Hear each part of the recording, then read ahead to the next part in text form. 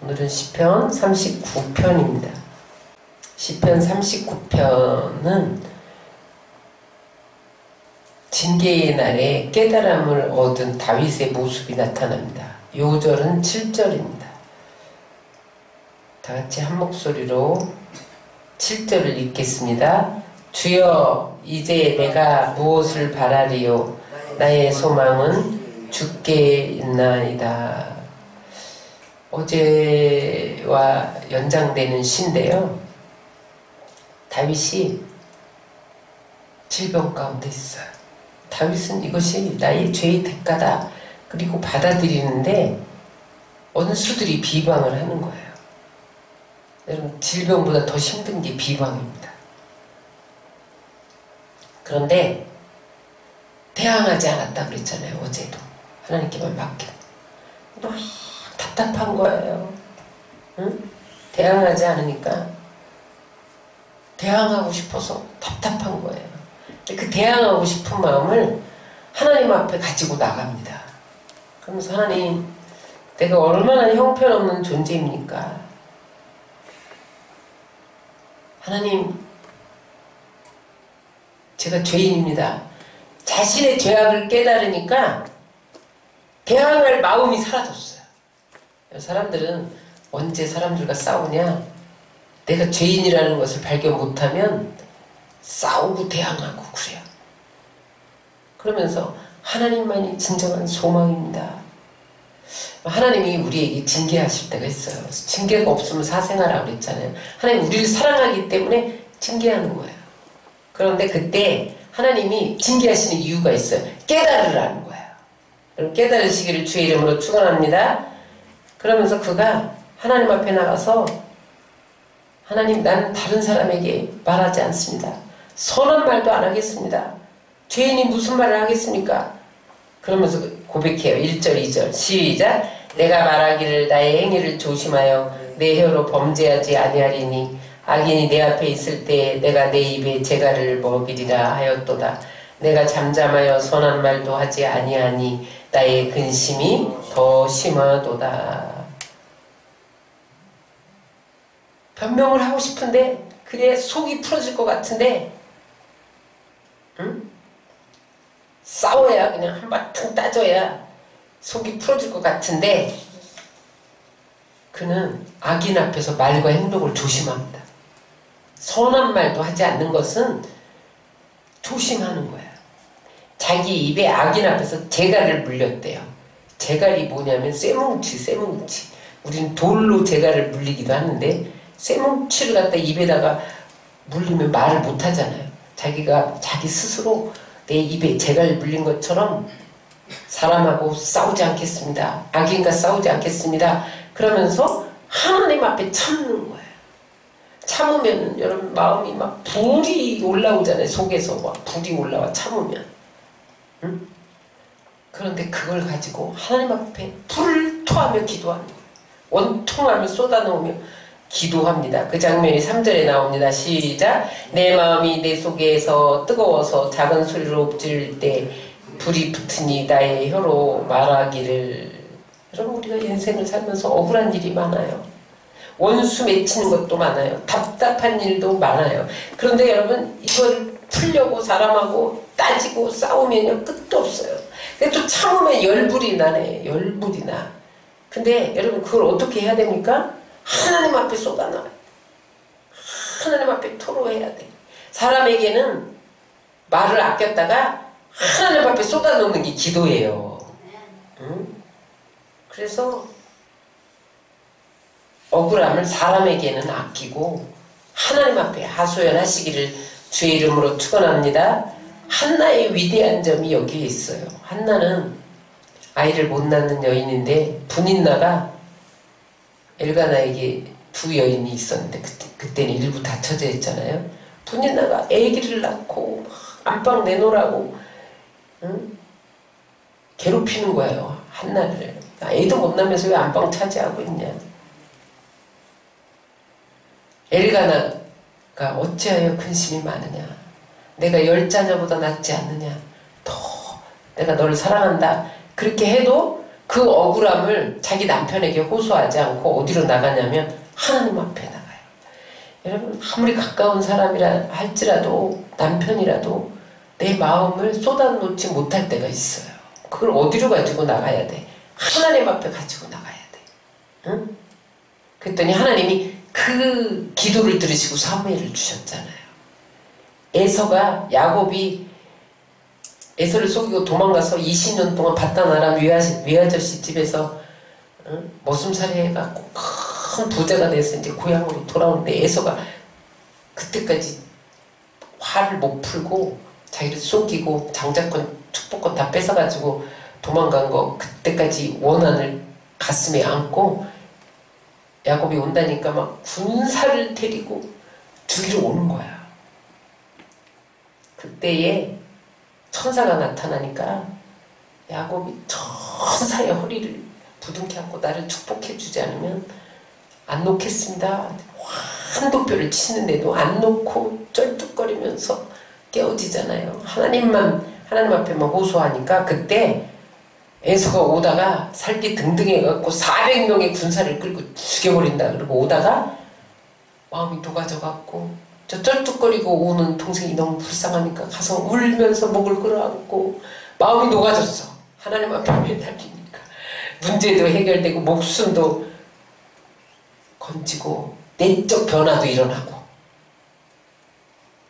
그게 기도의 능력이에요. 하나님 앞에 호소하시기 바랍니다. 사람 앞에 호소하면요 싸움밖에 안 돼요. 비방밖에 안 돼. 근데 현대 심리학자들은 답답하면 털어놔라 말하면서 치료가 됐다. 맞아요. 맞기는. 여기다 묻어두면요 그게 상처가 돼서 우울증으로 나타나고 사람과의 그 관계가 삐걱거리고 잘 못 맺고 질병으로 나타나고 그래요. 말을 해야 돼. 근데 말하는 것이 50% 치료라고 심리학자들은 말하죠. 그래서 여러분 심리치유 가면은 남편이 아주 나에게 못되게 굴었어. 그러면은 남편이 미운데 싸울 수는 없잖아요. 그러면 인형 갖다 내 인형 갖다 놓고 그 다음에 곤봉으로 때려. 인형이 남편이야. 그래갖고 때리고 막 욕해라. 막 그래요. 그래서 심리치유하는 데 가보면 인형 갖다 놓고 막 욕하고 두들겨 팹니다. 막 자기가 남편 패고 싶은 거 다 패라. 다 욕하고 싶은 거 다 욕해라. 그러면서 이렇게 치료를 하는 일이 있어요. 근데 여러분 근원적인 치료는 이루어지지 않아요. 그냥 속이 후련할 뿐이야. 그런데 그거를 실제로 인형하고도 싸우면 다행인데 남편하고 붙어서 싸워. 그러면 나중에 내가 이겨먹었어. 그럼 속은 시원한데 마음에 상처가 남아요. 그래서 미움이 싹터요. 오늘 성경은 답답함을 사람에게 털어놓으라고 말하지 않습니다. 하나님 앞에서 그 열불 나는 거를 하나님 앞에 토해놓고 그 열불을 끄라는 거예요. 여러분 답답하고 억울하고 원수가 나를 비방하고 공격하고 말도 안 되는 소리를 만들어서 퍼뜨리고 감정을 넣고 올무를 넣고 그럴지라도 답답함을 하나님 앞에 털어놓으시기를 주의 이름으로 축원합니다. 그러면서 그가 다윗이 왕이요 사울의 사위요 충신인데 아니 자기 장인이 자기를 죽이려고 충신을 죽이려고 하는 거야. 근데 그거를 사람에게 털어놓지 않고 하나님께 하소연을 그 하소연을 주옥같은 시편을 씁니다. 지금 시편이 다 그거잖아요. 자기 하소연. 그랬더니 하나님은 그 기도를 들으시고 사울을 처리하고 원수들을 다 처리하고 왕 중에 왕이 되게 한 것을 믿으시기 바랍니다. 그래서 여러분 하나님 앞에 나가서 이제 다윗이 고백하는 말이에요. 하나님 나의 연약함을 알게 하소서. 4절 시작.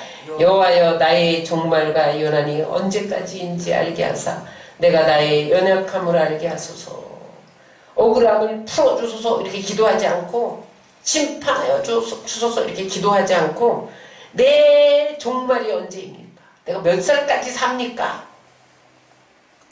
언제까지 이렇게 오래 살면서 이렇게 원수들의 비방을 받으면서 이렇게 살아야 합니까? 그러면서 하나님 언제 죽을 건지 알려주세요. 차라리 그냥 죽는 게 낫습니다. 그렇게 기도하는 거예요. 그랬더니 주님이 응답하셔요. 5절 6절 시작. 주께서 나의 날을 한 뼘 길이만큼 되게 하시매 나의 일생이 주 앞에는 없는 것 같사오니 사람은 그가 든든히 서 있는데도 진실로 모두가 허사뿐입니다. 진실로 각 사람은 그림자같이 다니고 헛된 일로 소란하며 재물을 쌓으나 누가 거둘지는 알지 못하나이다.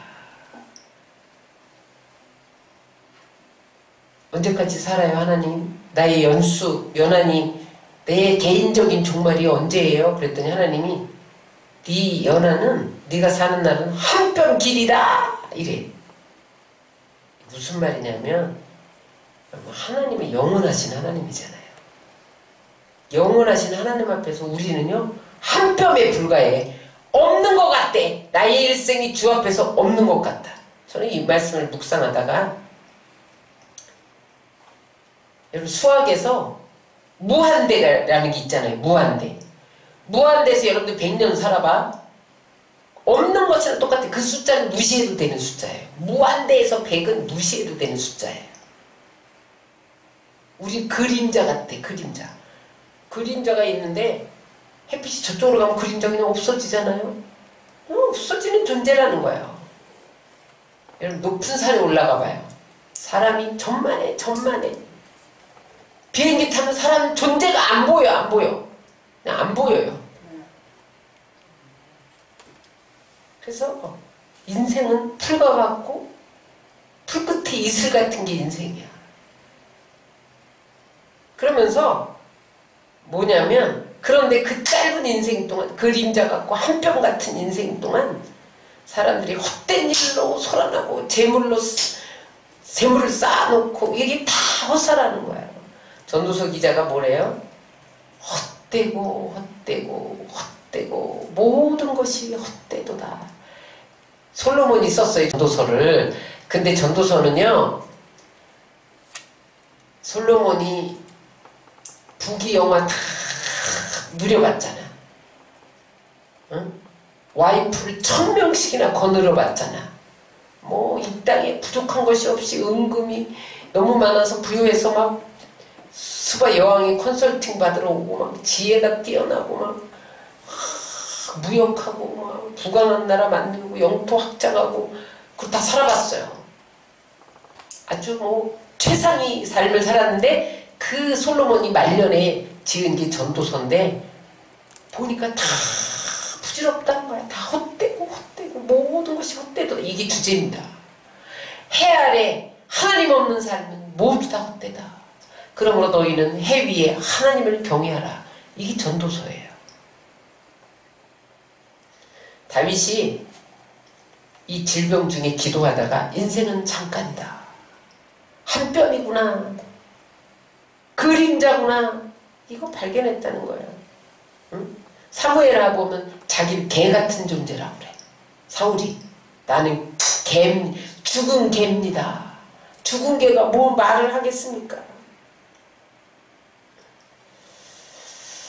우리 고난당하고 어려울 때 기도하면 나는 무익한 존재, 구름 같은 존재, 그림자 같은 존재, 한 뼘도 안 되는 인생이라는 걸 발견하게 돼요. 그래서 하나님이 우리에게 고난을 주시는 거예요. 그래서 여러분 고난이 올 때 중요한 게 뭐냐면 허무한 인생이라는 걸 깨닫는 게 중요해요. 야, 질병에 걸렸어. 이거 하나님이 안 고쳐주면 죽게 생겼네. 아무 선고를 받았어. 이거는 죽게 생겼어요. 그러니까 네 인생이 응? 한 뼘이다. 그걸 깨닫고 그 다음에 이제 어떻게 살 것이냐. 무한대인 하나님 앞에서 어떻게 살 것이냐. 삶을 고치기 위해서 하나님이 우리에게 고난을 보내고 징계를 하실 때가 있다는 거야. 그러면서 또 하나 깨달은 건 뭐냐면 나의 소망은 하나님께 있다는 거야. 7절 주여 이제 내가 무엇을 바라리요. 나의 소망은 주께 있나이다. 이 세상 어떤 것도 소망이 될 수 없다는 거야. 사람이 인정을 하든 칭찬을 받든 돈이 많든 영원하신 하나님 앞에서 아무것도 아니라는 거야. 내 목숨 끝나면 끝나는 거라는 거야. 응? 아무리 돈을 쌓아놔도 누릴 자가 따로 있다는 거야. 난 누리지도 못하고 간다는 거야. 여러분, 지난번에 스티브 잡스가 죽었잖아요. 애플 회사. 제가 요새 지난번에 가서 애플 대리점을 지나가는데 세상에 대리점도 궁궐 같아. 난 저기 무슨 궁궐인가 이랬어요. 다른 대리점 같지가 않아요. 완전 그냥 단독 건물에다가 사방을 다 유리로 해갖고 무슨 궁궐같이 만들었어요. 그렇게 부자의 돈이 많아. 뭐야, 죽었잖아. 잡스는 그 재산 다 놓고 갔잖아요. 누리는 사람이 따로 있어. 그러므로 이 세상 것에 소망을 두지 말라는 거야. 하나님께 소망을 두시기 바랍니다. 그래서 베드로는 그가 초대교회 그 교인들이 예수 믿는 것 때문에 핍박받고 사자의 밥이 되고 불에 타서 화형당해서 죽고 베드로도 막 순교의 위험을 수시로 만나고 다 터지고 그래서 지금 이스라엘이 디아스포라가 된 거잖아요. 핍박 때 다 터져가지고 지금 세계에 흩어져서 사는 거야. 지금까지 지금 모이기 시작하는데 그때 베드로가 발견한 게 있어요. 그 핍박 중에서 우리의 산 소망 되신 예수님. 우리의 소망은 죽게 하나님께 있다는 거예요. 응? 여러분, 이 세상 사람들은 물질의 소망을 두고 사람에게 소망을 두고 칭찬받고 인정받고 그런 것에 소망을 두다 상처받고 절망하는 거예요. 하나님께 소망을 두시기 바랍니다. 들의 풀잎 같은 인생, 꽃과 같은 꽃은 시들잖아요. 금방 시들어. 아무리 아름다운 꽃도 시들게 돼 있어요. 진정한 소망을 둘 수가 없어요. 영원하신 하나님께 소망을 두시길 주의 이름으로 축원합니다. 그 다음에 8절 9절 자기가 그 죄를 자기 연약함을 한 뼘밖에 안 되는 인생을 발견하고 이제는 더 입을 열 수가 없는 거예요. 8절 9절 시작. 나를 모든 죄에서 건지시며 우매한 자에게서 욕을 당하지 않게 하소서. 내가 잠잠하고 입을 열지 아니하면 주께서 이를 행하신 까닭이다. 하나님이 모든 것의 주관자라는 것. 하나님이 이 일조차도 하나님이 하신 것이라는 것을 깨닫는 다음에는 더 겸손해지고 아무 말도 할 수 없게 되는 거예요. 이 우리에게 다가오는 문제는 사람이 해결할 수 없다는 거예요. 응? 하나님이 하셨기 때문에 하나님만이 하실 수 있다는 거예요. 그래서 내가 더 잠잠하고 입을 열지 않고 하나님께만 호소합니다. 그러면서 마지막 뭐라 그래요? 나의 징벌을 옮겨주소서. 10절 11절 시작. 주의 징벌을 나에게서 옮기소서. 주의 손이 치심으로 내가 쇠망하였나이다. 주께서 죄악을 책망하사 사람을 징계하실 때 그 영화를 좀먹음같이 소멸하게 하시니 참으로 인생이란 모두 헛될 뿐이니이다.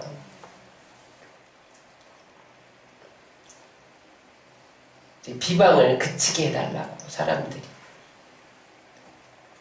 주의 징벌을 거둬달라고 이제 하소연을 해요. 그러면서 하나님 나는 나그네에 불과합니다.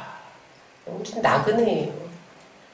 12절 13절입니다. 여호와여 나의 기도를 들으시며 나의 부르짖음의 귀를 기울이소서. 내가 눈물을 흘릴 때 잠잠하지 마옵소서. 나는 주와 함께 있는 나그네이며 나의 모든 조상들처럼 떠도나이다. 주는 나를 용서하사 내가 떠나 없어지기 전에 나의 건강을 회복시키소서. 이런 나그네는 자기 집이 따로 있잖아요. 다윗이 자기 지금 삶이 나그네래. 자기 집은 어디에 있어? 하늘나라에 본향집이 있어. 그러니까 나는 잠시 이 세상 떠돌다가 우리 조상들이 다 떠나서 본향집에 간 것처럼 나도 그렇게 갈 나그네라는 거야. 그러므로 주님 나를 용서하시고 내가 떠나기 전에 병들어서 가지 말고 건강하게 살다가 하나님 앞에 가게 하소서. 그 기도를 드려요.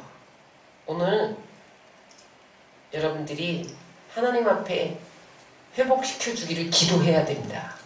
그런데 그때에 하나님, 내가 나그네의 삶인데 뭐 저도 미국에 한 열흘 갔다 왔지만 짐도 안 풀었어요. 짐도 안 풀고 그냥 가방에다가 그냥 넣어놓고 필요한 것만 여기다가 꺼냈다가 여기다 걸어놓고 또 안 필요하면 가방에 넣고 왜냐면 일주일 있다 가야 되니까 뭐 짐 풀어.